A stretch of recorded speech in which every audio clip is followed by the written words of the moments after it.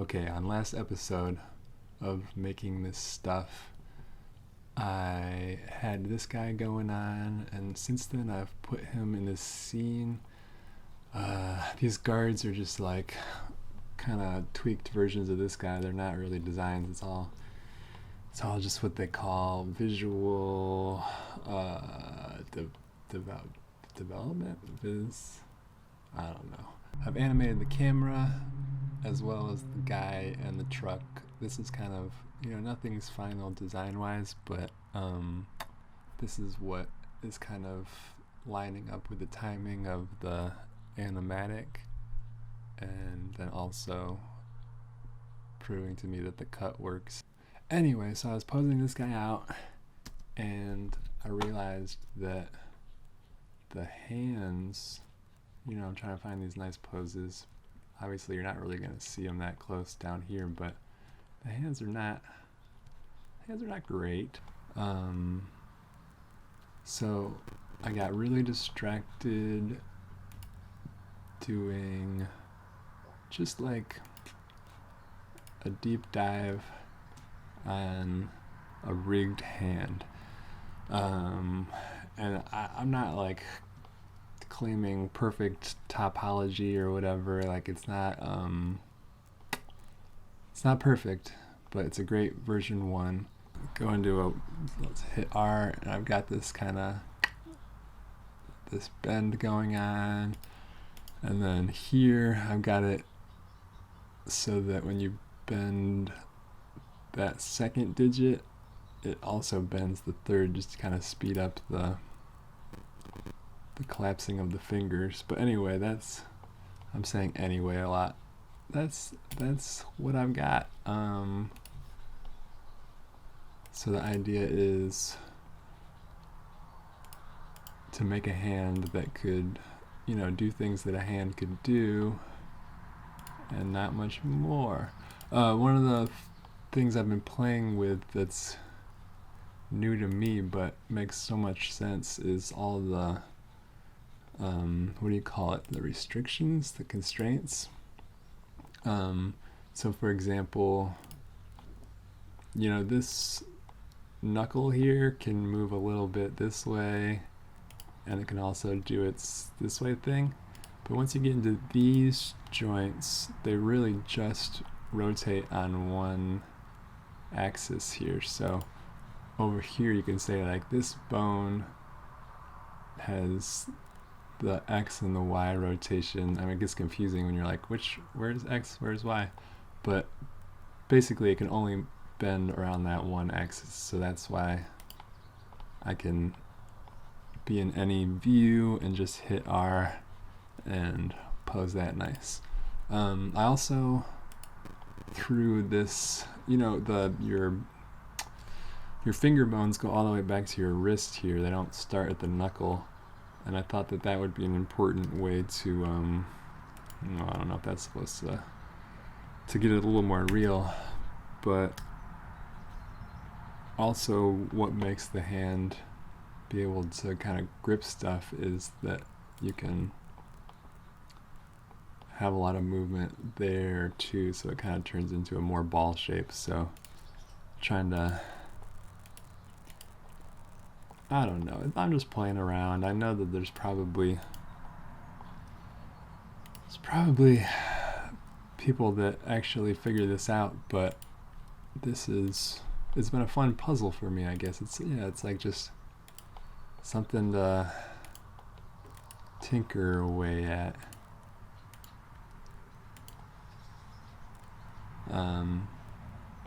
The thumb is the most complicated. I've tried to get some good stuff going on there, but I'm sure I'll be tweaking that one forever. Let's see. Yeah, and a lot of it's pretty forgiving. Like, it seems like you can break some bones to try to get it to look right in the pose. But speaking of poses, one of the cool things would be that you can create these pose libraries. So if I hit A to select all the bones and then click on my fist one, and then this little magnifying glass, apply pose library pose. And so this is a pose that I spent a while trying to get, like a fist that looked really good, and then I saved the pose. Oh, you can see that for some reason you're seeing that palm through there. It doesn't look great, but I was super happy with this fist. I was like, oh, okay, if it can make a good fist, then we're getting somewhere. And yeah, playing with the geometry, like the topology stuff, so that you get these nice creases, that was definitely a tough part of it. Anyway, constantly just saying, is it working like a real thing, but is it cartooned like a fun thing? And that excuse me, and that leads me to, I said, okay, let's put it into some context, and we have that first scene in the trailer is a close-up on hand, so I'm like, okay, what better way to kind of prove the ability to perform? So this is applying the colors from my color script to this model, and I modeled up the matchbook real nice, so that it looks, I didn't really finish everything in there, but basically from the, let's get to the camera view. From the camera view, it looks pretty close to what I'm trying to do. And let's see. Yeah, it's just fun. The one limitation in this, you know, I like how it's turning out mostly, but I see that so much detail is lost in the shadow. You know, these fingers just kind of turn into, especially when you're looking at it like this, they're just silhouettes, which is cool, but I wonder if there's a way to get some of that line detail back in there without doing a full line, you know, like when you see things all outlined everywhere and stuff, and it looks like a computer did it and it's stupid. And the next step is to try to figure out how to animate this. I already have the 2D rough animation figured out, so a background image.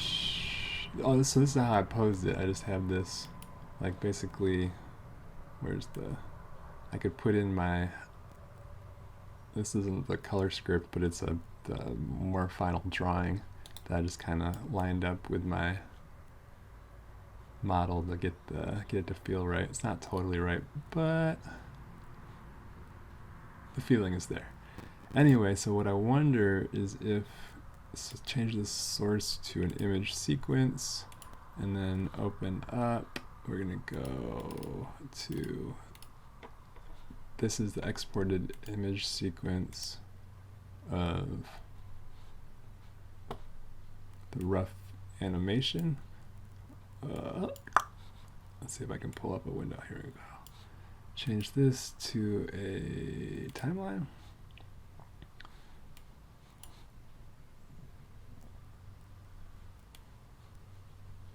Well, it's not working, but oh, there it is. Oh yeah, there it is. All right, so I think that these images have alpha, so you're able to see the stuff. Yeah. Okay, so basically now we're looking at the rough animation. I can trim this down. This is exciting. This is happening in real time. I haven't done this before, but I'm kind of just anxious to dive into the animating. Okay, so that must be the last frame of my shot. Looks like there's 43, so I'll say this ends at 43. Now you got, you're looking at the rough. So now what I should be able to do is say, where is my,